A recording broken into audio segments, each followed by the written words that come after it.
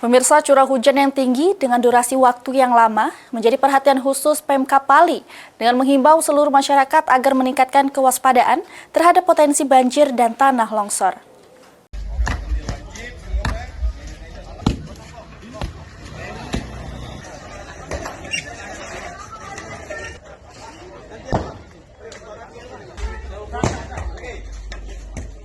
Sejumlah kelurahan di Kabupaten Pali diketahui cukup rentan terhadap bencana banjir dan tanah longsor, terutama wilayah berada dekat aliran sungai serta kawasan dengan struktur tebing tanah yang kurang stabil menjadi lokasi yang paling rawan terdampak.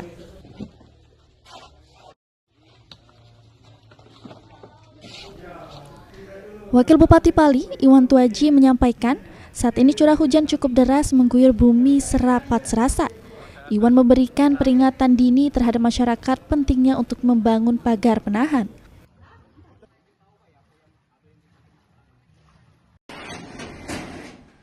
Ditambahkan Iwan, Pemda melalui Dinas Perkim Pali nantinya dinding penahan tanah akan dibangun agar tidak terjadinya tanah longsor.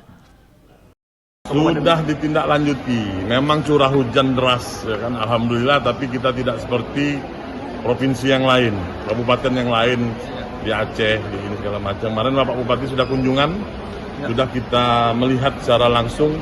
Jadi curah hujan deras dan memang posisi tanah kita itu kadang yang longsor itu belum mempunyai pagar, jadi tebis tanah itu. Tapi mudah-mudahan itu bisa cepat kita tanggulangi, kita bisa kasih peringatan dini kepada masyarakat akan pentingnya untuk membangun daripada pagar kalau rumah di bawah. Itu kan sulit soalnya. Untuk masyarakat berhati-hati sampai dengan Januari, curah hujan kita ini sangat lebat, ya kan? Nah, tinggal lagi bagaimana solusinya melalui Dinas Perkim itu bisa nggak di OTKG kita bikin dinding penahan daripada tanah itu. Nah, itu lagi kita pelajari dulu.